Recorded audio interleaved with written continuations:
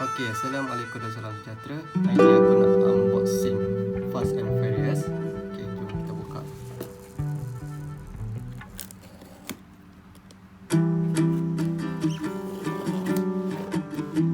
Apa dalam?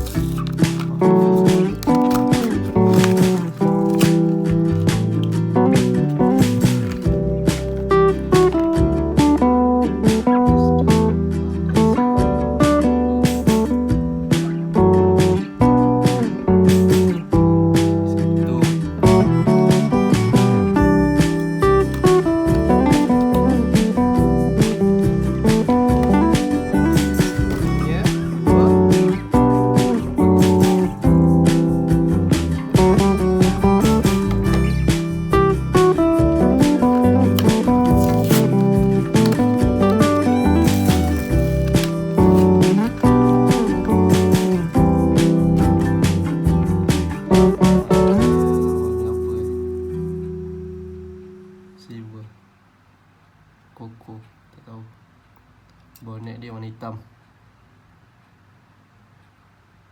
Headlamp. Apa detail lampu dia tu? Sekejap, tak fokus. Oh, baiklah.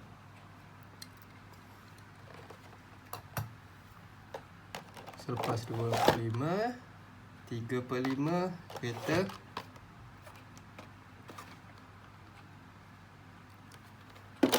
Ini. Yang ni baik.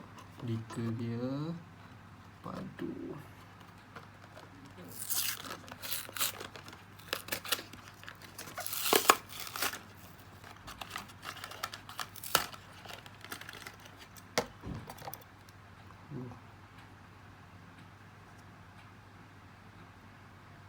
Yang ni baik. Yang ni baik dalam terbaik.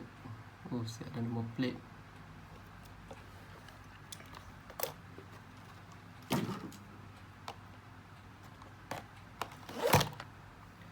Dan 4/5 yang orang terkejar-kejar Civic EG. So, apa lagi? Nah, dengar bunyi-bunyi.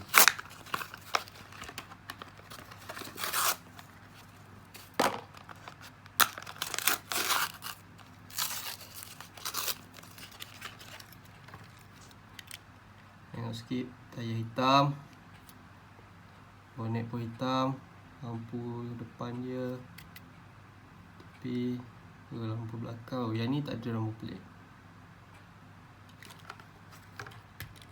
Okey, dan yang terakhir,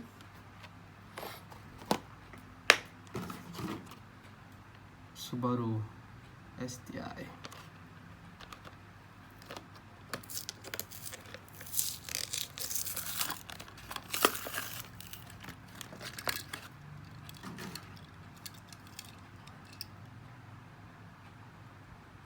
Yang ni hitam putih. Nombor plate pun tak ada.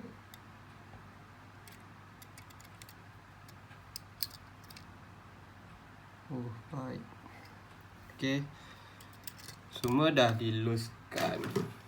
So, yang kad kita simpan.